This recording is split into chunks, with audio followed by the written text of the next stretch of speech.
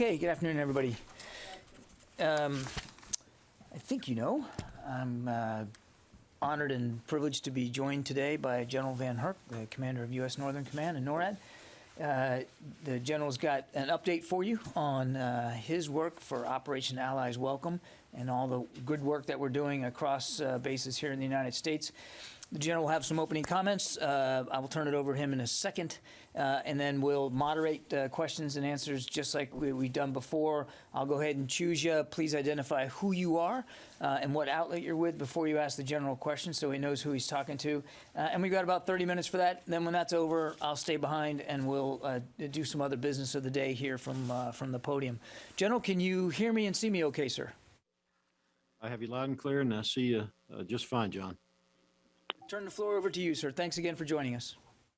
Okay, thank you, John, and good afternoon to all of you. Let me begin by just saying thanks for spending some time with me today and allowing me to talk about the amazing efforts that are taking place at 8 respective task forces across this country. The men and women at U.S. Northern Command, along with our many partners, are proud to support Operation Allies Welcome, and I'm pleased to provide you with an update on the efforts to date. As the lead combatant command for this operation, United States Northern Command provides oversight of DoD forces and activities in support of the Department of Homeland Security, the lead federal agency. While DoD is not responsible for the immigration process, we are working hand in hand with DHS and the other agencies to enable the process. We've built housing capacity, and we are providing our Afghan guests the environment they need while they work through the immigration process. Essentials such as a safe and secure environment, nutritious meals, warm clothing, primary medical care, and other services. Today, total capacity at the 8 different installations is over 64,000, and our Afghan evacuee population is approximately 53,000. More than 10,000 DoD personnel are currently supporting Operation Allies Welcome. Since we last spoke, my team and I have continued traveling to the DoD installations and task forces across this country. I've seen firsthand 7 of the 8 task forces, and I plan to visit the 8th task force when I visit Camp Atterbury in the very near future. Following each visit, I walk away impressed with how well the soldiers, sailors, airmen, Marines, Coast Guard members, and the interagency team are working together to ensure our Afghan guests, as well as the personnel supporting the mission, feel safe, secure, and respected. Now, before I take your questions today, I want to briefly talk about 3 specific types of issues that have generated a fair amount of attention in the media recently. I want you to have the facts about the good and the dedicated efforts that respective task forces and interagency teammates to address those issues. So I want to ensure you have that information straight from me.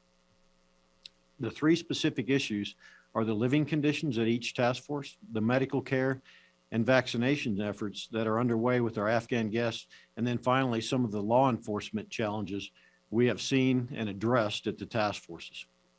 First, let me talk about living conditions at the task forces, and I'd say they're similar to, and in many cases, exactly the same as conditions provided to U.S. service members during exercise and training missions. The task forces stood up to build 8 small cities under emergency conditions. While it hasn't been perfect, I have seen firsthand how committed our teams are to improving every single day. Our Afghan guests are living in a safe and secure environment with climate-controlled billets, eating 3 healthy meals and culturally appropriate meals each day, including 24/7 grab-and-go options, and enjoying recreational, classroom, and other activities. While areas for improvement are identified, either by the Afghan guests or task force teams, we work with our interagency partners, volunteers, and Afghan guests to address them quickly. My visit to Fort McCoy this past Sunday, which included interactions with the Afghan population, indicates they are grateful for the accommodations we're providing while they work through the immigration process. Secondly, medical efforts truly have been a good news story, and the health of our Afghan guests is a top priority. There are more than 1,700 medical professionals and staff attending to the needs of the Afghan personnel. Afghan guests have access to necessary medical services, including essential family medicine, pediatric care, emergency medicine, basic laboratory, radiology, pharmacy services, primary dental care, psychosocial support, and mental health services. Additionally, the U.S. government continues to take every precaution to stop the spread of COVID and other diseases consistent with CDC guidance. The task forces have undertaken vaccination campaigns, and they are rapidly approaching 100% completion of all required vaccines for 100% of the eligible Afghans. 100% of the Afghans are COVID tested, and 84% have received COVID vaccinations to date. COVID positivity rates are approximately 0.4%, well below rates across the United States. Our nation's citizens should feel confident in the work that DoD, along with our contract medical partners, that we're doing and will continue to do to enable our Afghan guests to be ready to begin their lives in America. Now, finally, there have been reports of various law enforcement challenges at a few of the task forces.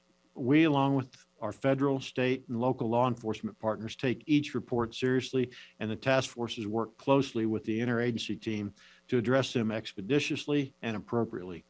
The safety and security of all personnel at each task force and on each installation is paramount, and we will continue taking all necessary measures to ensure the safety of not only our military and civilian members, as well as our Afghan guests. While we have seen a small number of incidents reported, you may not realize the reports are often coming from Afghan guests who are seeking out our service members and our law enforcement professionals at the task forces. While I'm obviously not condoning anything that diminishes good order and discipline at the task forces, that Afghans are reporting incidents is a good indicator of their commitment to keeping the community safe, as well as their confidence in our people. Our commitment to maintain safety and security for the entire population at each installation remains steadfast. Operation Allies Welcome truly is an unprecedented effort. The Afghan personnel I have met and spoken with throughout my visits are appreciative of our support and are eager to begin their lives in America. You know, I'm proud to be part of this whole of government effort, and the entire United States Northern Command team is honored to support. So I'm ready to take your questions, John. Thank you, General. We'll start with Lita Baldor, AP. Hey, General, thanks so much for doing this. Can you give us a little bit more detail on some of the law enforcement issues? I mean, obviously, a lot of us heard about the military service member who was apparently attacked. Do you have any more details on that as to whether or not anyone has been either detained or otherwise caught in regard to that? And then can you give us the numbers of violent or other incidents, law enforcement incidents that you have seen, and are they concentrated at, in one base, or are they spread out? Can you just give us a bit more detailed picture of that? Yeah, thanks, Lita. So there are two Afghan evacuees that are currently detained in federal custody. Those cases occurred, I believe, at Fort McCoy. Those folks have been charged and will be charged and through the federal process, not by the Department of Defense. What I would tell you is for a population of approximately 53,000 personnel, I've done some research and how that compares to populations across the United States. And what we're seeing is law enforcement violations that are on par and in most cases significantly lower than the rates that we're seeing in similar sized populations across the United States. For example, in 6 weeks in Operation Allies Welcome, in a population of 53,000, there have been 8 reported cases of robbery and theft.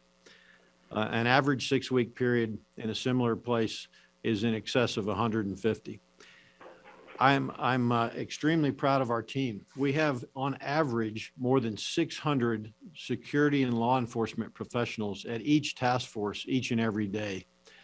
If you look across, that is about 3 to 4 times the average of most cities around the globe, if you will. And so we're taking this very seriously. We take every accusation or incident to heart and take action right away, not only with our DoD members, but primarily with our federal law enforcement, state and local law enforcement, Lita. Megan. Have there been any more reports of security incidents involving service members, attacks on service members or vice versa?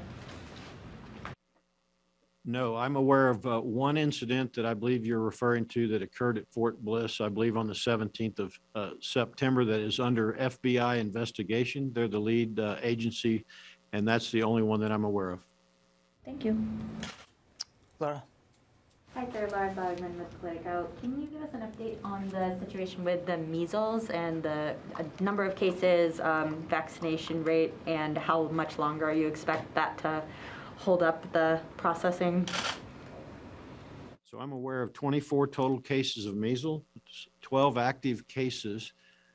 The vaccination rate is nearing or will be at 100% today for measles. The 21-day period varies depending on individual on when they arrived, where they received their vaccinations. I expect initially completion of 21-day period to begin early next week.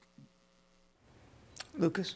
Follow-up, General Lucas Tomlinson, Fox News. What's the vaccination rate for the Afghans when it comes to the coronavirus?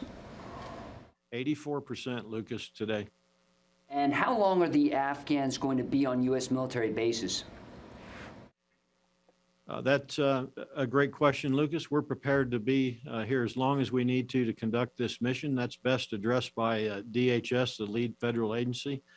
We stand ready to support. We'll be ready if we need to support through the winter months and into the spring. How about through the spring, General? Lucas, as I said, we're ready to support as long as required or until the Secretary of Defense directs me to stand down support. I will go back to the phones here. Jennifer Steinhauer from the New York Times.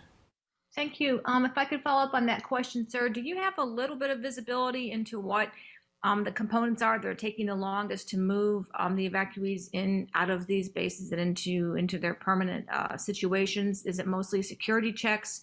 Are you flagging anything of concern in the security component, or is it mostly the vaccination immigration process? What is it that does seem to be taking quite a while? Well, thanks for the question. It is not the security checks, and it's not the vaccination or the medical portion. We have 24,000 today that have completed the complete medical portion of it. I would defer to the relocation folks that have lead some of our non-governmental agencies on specific details, but the assurances piece, we're very, not we, but the lead federal agencies and the non-governmental organizations are very conscious to ensure that each of the Afghan guests have a great place to land and have assurances for where they're going to relocate to. So I understand that right now is the limiting factor on output. Courtney? Hey, General, it's Courtney Kuby from NBC News. I just want to make sure I understand one thing. So flights are still not coming in, right? And that's because of the measles. And do you have any sense of when they're going to restart? And I have one other question. Hey, Courtney. So I would anticipate that flights will start here in the very near future. I don't have any confirmation on an exact date for you, but as potentially next week we could see something because of the 21-day dates that overseas are complete with their vaccination process. And then just to be clear, so there's currently 53,000 evacuees on military installations. Do you have any sense of like a daily cost of how much this is costing to house and care for these people, or weekly or monthly? Is there any estimate for cost? Courtney, I don't. I would defer to the OSD comptroller for a question like that. I'm not sure what the cost is. That OSD, will that be reimbursed by the federal government, or is that going to be a cost that will continue to be borne by DoD? Do you know? I don't know if you're asking me, Courtney. The financial aspect is not in the combatant commander's lane. Question for the record and get back to you. Thank you. Pierre? From Al Arabiya, General, if you don't mind, just to confirm that the refugees are offered halal meat and they are offered also a place for prayers.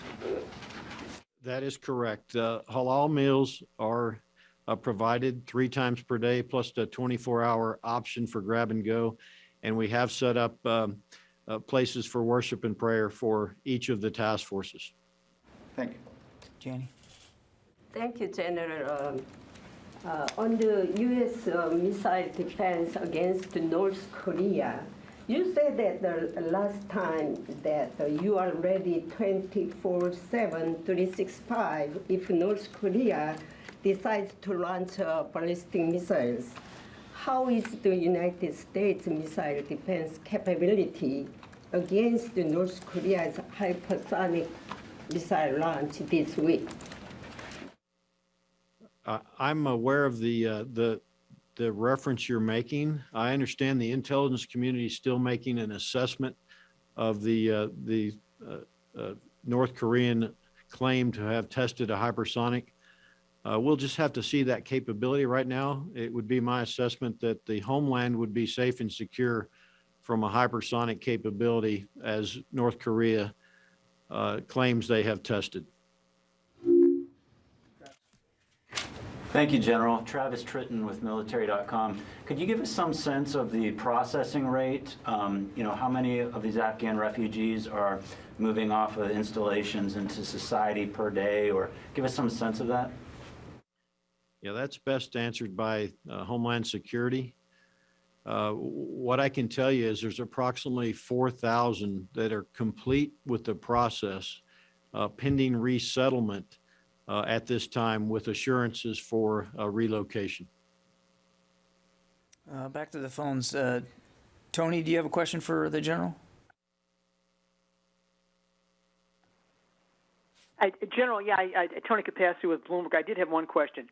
Were the biometric screenings that were done in Afghanistan, have those aided in getting the people who are coming here a proper identification?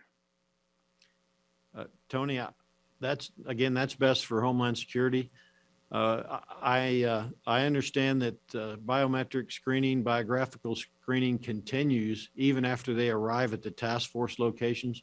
But to specifically answer your question, I can't do that. You need to refer that to DHS. Okay, fair enough. Thanks. Yes, Carla. Thank you. Sir, when you said that there were 4,000 complete with the process pending for resettlement, that 53,000 number, is that the total number of Afghan evacuees? That doesn't include any that have been resettled so far? None have been resettled? Is that what am I interpreting you right? That's not correct. I apologize if I misled you. So far resettled is over 2,600 or so, of which more than half of those have been resettled through the either the SIV process or the refugee process at this time. Okay, thank you. And you said your total capacity now was 64,000. When you talk to your EUCOM and your CENTCOM counterparts, how many total more Afghans are you expecting? What we're seeing in the EUCOM and CENTCOM AORs right now is slightly over 14,000 that are still remaining to come forward to the 8 task forces. So when you do the math, you'll see that we're relying on the output to ensure that we have enough capacity for the additional remaining Afghans coming this way. Back to the phones. Tara, did you have a question? Yes. General, on the security clearance process, how many of the Afghans have completed and are completely cleared to resettle? And as you said, it's a question of having a spot available for them to resettle to. I don't have the specific number, but I believe it's slightly over 4,000 at this time have completed medical, all their screening processes, and are pending assurances for relocation. And then of all of the Afghans that are still undergoing the security clearance process or the vetting process, how many total have been pulled for additional screening because something popped red? Yeah, I don't have that number. I would defer that to DHS again. And I'm not aware of any significant problems that we've had once they have arrived at any of our task forces. Okay, and then just to follow on my colleague Lucas's question, when the bases were first preparing to receive Afghan evacuees, there was a general thought that this would be a very short process, maybe 10 days, maybe 2 weeks before they went through. And obviously the numbers are far greater and it's taking a much longer time. What kind of planning discussions have there been if this needs to be a long-term solution, if there isn't somewhere for some of these evacuees to go and they are reliant on DoD to provide a long-term housing solution for them. Yeah, so 2 points to that. First, like I said, we remain ready to do this until the mission is complete. The numbers I think you're referring to were likely numbers that came out of our initial housing of Afghan SIV applicants as they came into Fort Lee, where we were averaging about 5 to 7 days of processing time because they were further along in the process. I'll have to defer to the State Department on the total numbers, but you know that the numbers of SIVs and where they are in the process, it makes it a shorter process for them. If you're just at the beginning of the SIV process or not in the process and you're a P1 or P2 in the refugee process, now that's a separate a way to go forward for how they're going to move onward to be a settlement into the United States. Does that make sense to you? Yes, thank you. Alex? General, this is Alex Marquardt from CNN. I was speaking with a senior Afghan general who's here in the States, and he was feeling like he deserved some preferential treatment, if you will. I was wondering if the conditions, the lodgings, the feeding, the food for all Afghans is it completely egalitarian? Are all conditions the same? Are any priorities given to anybody? They're all the same. I'm not aware of any priority being given over any Afghan based on prior position, job, or anything. Can I just follow up on Lucas's question as well? You said that 84% are vaccinated for COVID. Is there any notion of vaccination hesitancy among these Afghan arrivals, or is that not even a factor because they have to be vaccinated? I'm not aware of any hesitancy. The vaccination protocols are part of the process for clearance and onward movement. Okay. Was there time for just a couple more, Nazira? Nazira Karimi, Afghan journalist. General, I would like to ask, in these camps, any Afghan government officials among of this refugee that who arrived at the United States? I'm not aware specifically, but I would defer you to either DHS or State Department for any specifics on any prior Afghan officials. All right, Lucas, you get the last one at the general. Go ahead. My colleague Alex's question, is the coronavirus vaccine mandatory for the Afghan refugees, General? I'd have to go check, but I believe it is, Lucas, as part of the protocols for onward movement. Why is it 84% of Afghan refugees have the coronavirus vaccine, but 100% have the measles? That's correct today. You know, we're continuing to work through the vaccine regimen. The measles took priority because of the transmissivity rate of the disease, if you will. So we made sure we got 100% through as quickly as possible. Go ahead and ask. Go ahead, Corey. He's still talking. Uh-oh. We lost.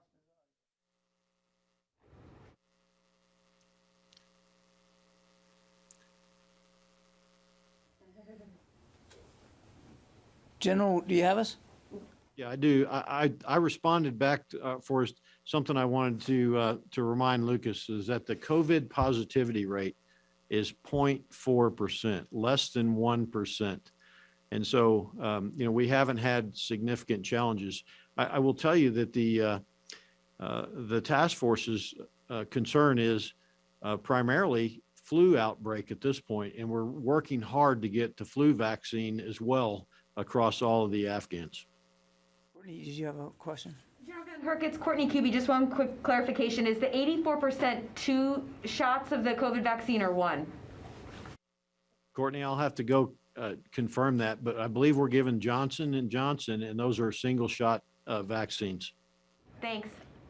Okay, General, thanks so much for your time. I'm going to turn it back over to you if you have any closing thoughts. Yeah, thanks, John. And thanks to all of you for being here and taking some time to let me tell a little bit of the story that's ongoing. I'm incredibly proud of the entire DoD team and the interagency team for the work that they're doing. We continue to strive to improve to be the best that we can. going forward, and we look forward to continuing to be part of the solution for the 60 some odd thousand that'll eventually be here to move them on. I continue to be focused on being as transparent as possible with you. That can be indicated by the media at Fort McCoy today. We're happy to do that, and we look forward to continuing to be transparent with you. And thanks for the opportunity, John. Thank you, General. Appreciate your time today. Okay, I'll go ahead and get on to some other things as well. I think you saw that today the Department of Defense released the calendar year 2020 annual suicide report. We continue to take action to prevent suicides while supporting our military members and their families. As the Secretary has said, every death by suicide is a tragedy. The current year 2020 suicide report presents recent suicide data for service members and their families and describes current and future efforts underway to combat suicide. This is a paramount challenge for the department. We must redouble our efforts to provide all of our people with the care and the resources they need to reduce stigmas and barriers to that care and to ensure that our community uses simple safety measures and precautions to reduce the risk of future tragedies. And we'll continue to work swiftly and urgently in close collaboration with our partners at the Department of Veteran Affairs. Also this morning, Joining Forces and the National Security Council staff released a White House report on strengthening America's military families. That was signed by the President and the Secretaries of 15 executive departments, including the Secretary of Defense. The report outlines the first round of administration-wide commitments and proposals to support military and veteran families, caregivers, and survivors, and that full report can be found at www.whitehouse.gov/joining forces, and I encourage you to go take a look at that. And with that, we'll take questions. Lita, did you have one for me? Sorry, I'll let someone else go since I already had a shot. Okay. You all right? I was just trying to see where we would hear Lita. Oh, okay. Laura? Milley, during his testimony earlier this week, said that the U.S. lost the war in Afghanistan and called it a strategic failure. So can you tell me, does the department agree with that assessment? Well, I mean, I think I would point you to what the Secretary said in his opening statement and throughout 2 days of congressional testimony that that we shouldn't lose sight of the fact that we prevented another attack like 9/11 on American soil, and that we significantly degraded al-Qaeda's capability, and that other progress was made inside Afghanistan. But he also said, and I thought was very frank about some of the tough questions that he thinks we need to consider and ask ourselves going forward now that these 20 years of war is over. And it's going to take some time to go through that. But, you know, take a look at the strategy or strategies that we had. Take a look at being humble to take a look at our ability to stand up state institutions in a country like Afghanistan, and whether that was done the best way it could be or appropriately. So I think the Secretary was very frank about all the things that we need to consider as we look back at 20 years of war, not just look back at the last 2 months. And then just to follow up on a different question, is the DoD-IG considering a probe into the SIV program and the department's role in that? I'm not aware, and I'd point you to the DoD-IG. It's an independent entity, so I wouldn't be able to speak for them anyway. Nazira? Thank you, John. There is many reports that Taliban killing Afghan commandos. All the U.S. operation did work very hard with them, but it showed that Taliban tortured them and killed them. Do you have any plan, DVD has any plan to bring them in the United States? Which status do you think? Again, I'd point you to what the Secretary testified to over the last 2 days, that just because the military footprint in Afghanistan is gone doesn't mean that the effort to bring our Afghan allies and whatever Americans still want to come out, that still continues. So we're going to continue to work at that in concert with the State Department and with nonprofit and other, civilian led opportunities as well. Janie. Thanks, John. KIDD, on the KIDD, the U.S. and South Korea integrate defense dialogue was held in Seoul this week, 27 and 28. What was discussed and agreed upon this meeting?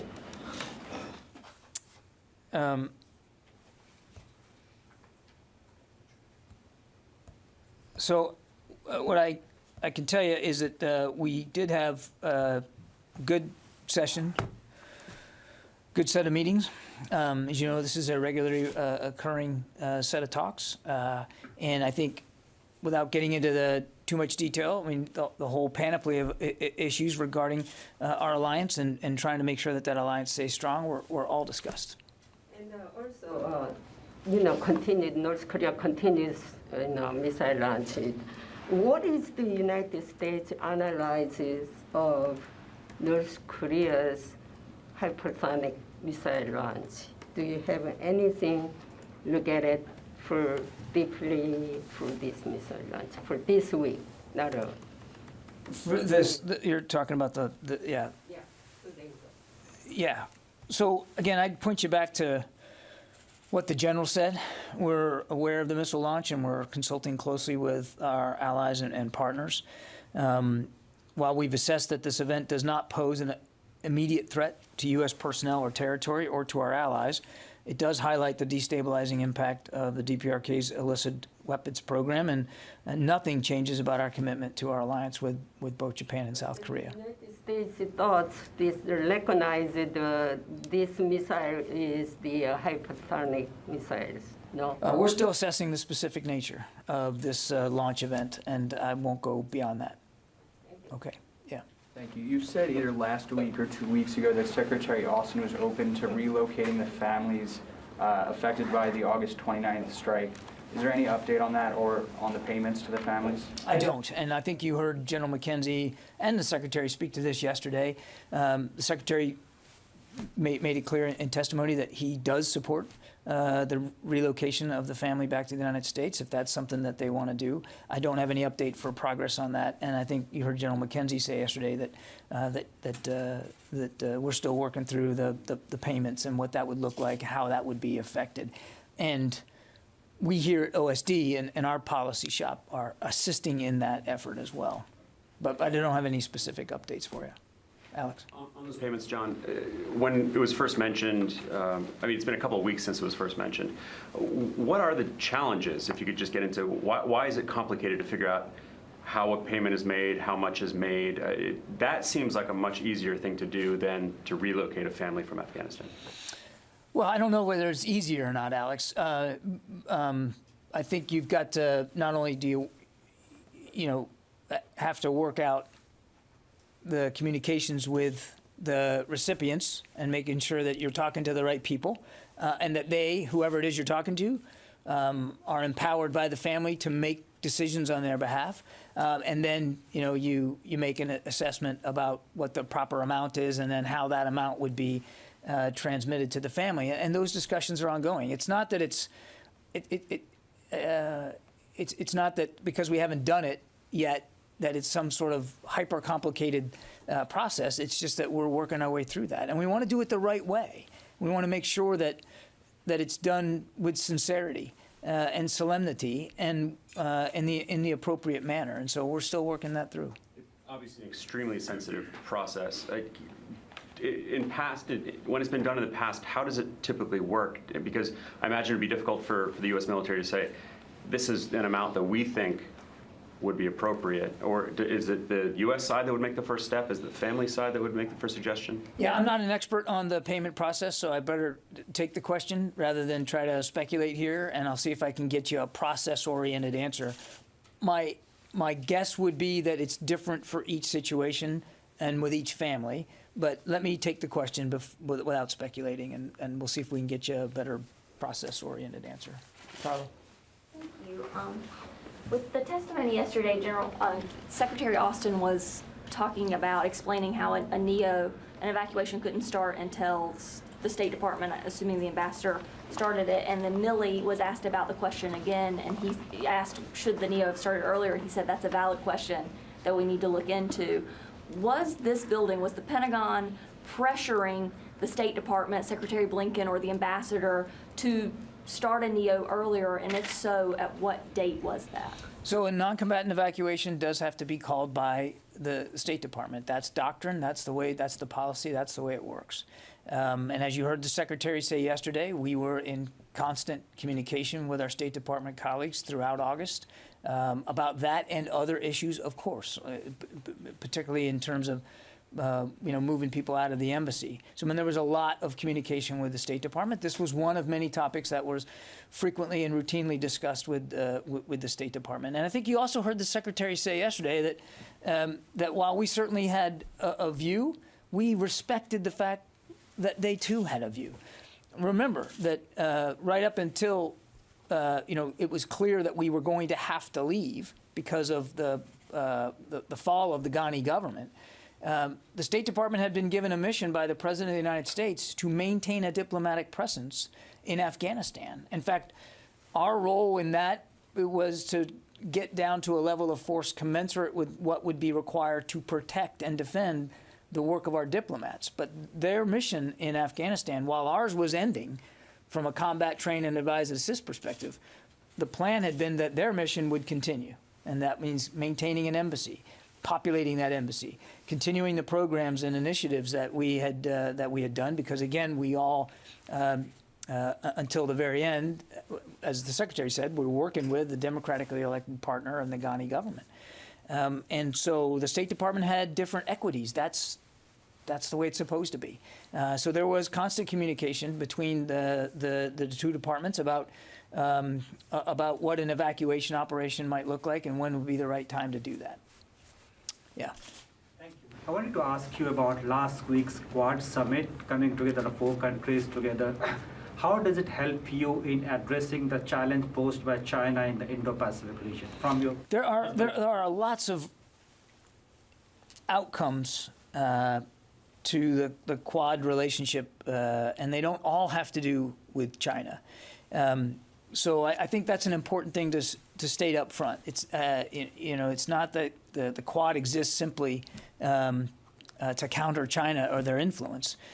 Now, obviously, what China's doing in the Indo-Pacific region, the aggressiveness, the coercive nature with which they try to press their claims, certainly is a frequent topic of discussion with all our allies and partners, and certainly inside the Quad. What the Quad arrangement gives us is another terrific opportunity to work multilaterally on all kinds of initiatives that can help create what we really want here, which is a free and open Indo-Pacific region. And there's a lot that goes into that, and not all of it has to do with China. Travis? One more question on the hearings on the Hill this week.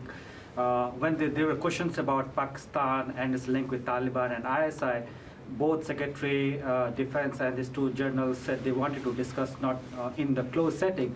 What is so unknown thing that you don't want to discuss about the relationship Pakistan has with Taliban and ISI? I think they were referring to specific issues regarding the threat of terrorism, and particularly along that border, that they felt would be better done in a classified setting. And I'm not going to talk about those kinds of issues here from the podium.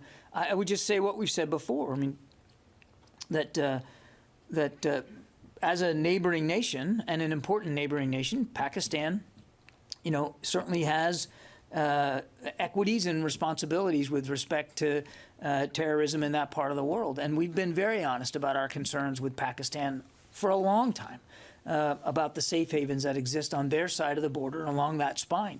And those concerns are still valid today. And we continue to have candid conversations with Pakistani leaders about our concerns in that regard. And I would remind, and I think it's important to continue to remind, that the Pakistani people likewise have been rendered victim by terrorist threats that emanate from those groups and along that same border. But the specifics, I think I'm certainly not going to say from the podium here what the Secretary and the Chairman might want it to have conveyed in a classified setting. Travis. Thanks, John. Back in June, the Deputy Secretary had ordered that the UAP task force be formalized and that the department create a process for collecting and compiling all of that information. Do you have any update on that process? I do not, but let me take the question and we'll see if we can get you an update. I don't have anything updated. If I could just follow up. Once that process is complete, do you anticipate that some of that information in some form is going to be released to the public, or do you believe that it's going to be mostly classified information? About the process itself? No, about the reports themselves, once there's a system to collect those. We will be as transparent as we can be, Travis, but obviously we also have an obligation to protect sensitive information, classified information, and so like with any other program that we're evaluating here at the Pentagon or initiating, we'll have to balance the very real rights and responsibilities to be transparent with our rights and responsibilities to protect national security information. So it'll be a balance. I'm not going to commit right now to releases of any specific nature. And Nazir. One more question, John. One question, the Taliban warned United States that not use Afghanistan when they are drowned 2 days ago. They warning US. We've already addressed this. I don't have anything additional to add. We believe we have the authorities that we need to continue to protect the nation. Okay. And the second question, do you support the Afghan government and exile by Ghani? That's a question for the State Department, Nazir, not for the Defense Department. Yeah, in the back there. John, follow up on Lara's question. You mentioned that you have degraded Al-Qaeda, and then also you prevented another 9/11 and also some other achievements in Afghanistan. Can you talk about those other achievements? As we have seen, pretty much everything has been reversed by Taliban. Well, I think you heard the Secretary talk about this in his opening statement. There's been progress in Afghanistan that he believes the international community should work hard to preserve, and a lot of that had to do with rights for women and girls, and we're already seeing them erode some of those. Education, commerce, and business. Great progress in Afghanistan economically. Flying over Kabul in March, it was stunning what a bustling city that it had become. Afghanistan is not the same Afghanistan that the Taliban took in 1995. It certainly isn't the same Afghanistan that it was in 2001. It's a very young now population, very tech savvy, very connected to the outside world. And if the Taliban, if they're sincere about what they claim they desire, which is some sort of sense of international legitimacy and international support, which they're going to need, certainly from an economic perspective, then they would do well to maintain some of that progress and to abide by some of their own promises about maintaining some of that progress. Also, is Johnson & Johnson vaccine being administered to the U.S. DoD personnel, civilian and military? Some, yeah. I mean, we have used the Johnson vaccine, particularly overseas and for troops deployed. Again, one of the advantages of it is that you only need one shot. So for some deployed units, it made the most sense so that they could get one vaccine and be done. Yeah. On the suicide report, John, the rate from 2015 to 2020 was over 40%, which is pretty staggering. And yet, it wasn't clear from the report, and I tried to ask during the briefing earlier, but I wasn't able to what the Defense Department attributes that 40% jump. We did hear from the Secretary of the Army saying that there is no clear reason, but for a figure that big, you'd think that there would be some real factors there. And they did say earlier today that COVID was not one of them in the past year, at least. Yeah, I don't know that I'm able to give you a better answer, Alex. It's a fair question. And I think one of the things that is bedeviling about suicide is that it's often very hard to connect dots in causality. What leads somebody to make that decision? And it's not, and often you never really know. So it's difficult to denote specific causality with suicide on an individual basis, let alone an institutional basis. And I think that's why it's so difficult for us to speak to it with any specificity, except to say that obviously we take this very, very seriously. Nobody wants to see the numbers that we reported out today, and we continue to look for ways to get smarter about prevention. And I know that they detailed for you some of the things and the initiatives that the department is doing. And we're going to continue to refine them, review them, change them, adapt them as we need to going forward. Laura? Yeah, so earlier today, the Taliban accused the U.S. of violating the withdrawal agreement by continuing to fly drones over Afghanistan, and warned us against doing that in the future, warned of consequences. So what is your response to that? And how do we continue counterterrorism operations without flying drones over Afghanistan? So two very distinct questions. One, I've not seen this comment. All I would say is that, as I said the other day, we have the authorities that we need to continue to defend our interest and the security of the American people there and around the world, and we're going to do that. The second thing that I pointed to, Laura, is that over-the-horizon operations don't always have to include unmanned aerial assets, and they don't. That we use unmanned aerial assets clearly is true, and the Secretary cited one that was just a week or two ago in Syria, but over the horizon doesn't have to mean unmanned. It doesn't even always have to mean aviation.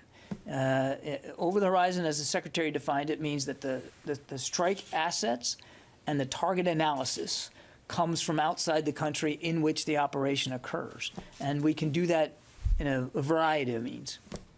This was on their official Twitter account. So is this something that you would be concerned about? The saying that this violates the withdrawal agreement? What we're concerned about is making sure that this country can't be attacked again from Afghanistan. And we're going to maintain, as the Secretary said yesterday, a laser focus on that. Yeah, Lucas. John, there's a report in Reuters that the Afghan central bank drained its cash before Kabul fell. Can you confirm that? I cannot. Be an indication that some people knew that the Afghan government was going to collapse if they're taking all the cash? Lucas, I can't confirm it, so I can't speculate. Can you confirm that the suicide bomber who killed 13 American troops was once a prisoner at either Bagram Air Base or another prison in Kabul or somewhere in Afghanistan? I'm not able to confirm that. Are you concerned that this suicide bomber could be a prisoner, a former prisoner? Our concern is that we lost 13 men and women at the Abbey Gate on the 26th of August. And our concern is that we continue to make sure that we take care and support their families. I can't confirm this report, so I'm not going to characterize it or qualify it right now. The Pentagon is investigating. I don't know of any investigation into this, Lucas. That would be a question really for the intelligence community, and I don't know of any formal investigation into this. But clearly, if we get to a point where we know more and can speak about it more, we would certainly do that. Do you think this is something U.S. military should look into since this bomber killed 13 American troops? I think it's fair to say, Lucas, that we want to know as much as possible about that deadly attack. And yes, we are looking into learning as much as we can about the bomber himself and about the chain of events which led to that very deadly day. Just confirm the military is not investigating this attack. I know of no investigation into this, Lucas. Rio. Thank you, John. One question about China. The Deputy Assistant Secretary of Defense, Dr. Michael Chase, met virtually his Chinese counterpart this week. Was there progress made to have a secretary-level engagement in the future? I think we saw that we gave a readout out of that meeting. I won't go beyond that, but I know I have nothing on the schedule to announce with respect to the Secretary's engagement. This was an important first step in the communications process, and again, as we read it out, we found that exchange to be productive, and I won't go beyond that today. Yeah. One more question. Last week, when India's Prime Minister Narendra Modi met the President in the Oval Office, President Biden announced the launch of a new chapter in the history of India-US relationship. I haven't seen that chapter. You might have. What is the defense perspective in the chapter? Are there few sections of defense? I'd point you to the White House for that. I mean, we have a strong defense partnership with India. One of the Secretary's first stops overseas was to New Delhi, and we're going to continue to explore ways to improve that and deepen it. But I don't have anything beyond that to say. I haven't gone to the phones. Tara, did you have a question for me? I did. Thank you so much. I wanted to ask a follow-up to Laura's question. At yesterday's hearing, when Representative Kim asked the Secretary under what authorities the U.S. would continue to fly aircraft, whether they're manned or droned, over Afghanistan, the Secretary said he would have to provide those details in closed session. I'm just wondering, why would those authorities need to be classified if they're not AUMF or maybe not Article 2? What are they? And does that mean potentially that the DoD is no longer conducting these strikes, that they are maybe being done under Title 50 or no longer Title 10? Again, I won't speak to what the Secretary conveyed or plans to convey in a classified setting. Again, we have the authorities that we need, and as a matter of domestic law, the President has authorized the United States forces to strike ISIS-K targets in Afghanistan pursuant to the 2001 AUMF. The over-the-horizon is being taken under AUMF. Those are the authorities that are being used, or just to clarify, what authorities are being used and cited for the continuing over-the-horizon attacks? As I just said, Tara, as a matter of domestic law, the President has authorized U.S. forces to strike ISIS-K targets in Afghanistan pursuant to the 2001 AUMF. Tony, did you have a question for me? Yeah, John, a quick question. The conversation between Michael Chase and his PLA counterpart, can you give us any sense of the substance and the tone of the conversations? And was a potential trip to China by the SecDef discussed? Won't go beyond the readout, Tony. What I can say is that the discussion was professional, and as I mentioned earlier, productive in terms of establishing and having that first contact between the Office of the Secretary and China, and we'll see where it goes from here. But I wouldn't speculate beyond that. Well, can I just ask you, was there any discussion of improving the technical communications links between DoD and the PLA? Just that aspect of it. And I won't go beyond the readout, Tony, but suffice it to say that the Secretary believes that an open channel of communication is important. He encourages that. And as I said before, I think I mentioned this last week, there's lots of vehicles for that. And we want to make sure that that line of communication stays as open as possible so that we can reduce the risks of miscalculation and rising tensions. Okay, thanks everybody. Appreciate it. Have a good day.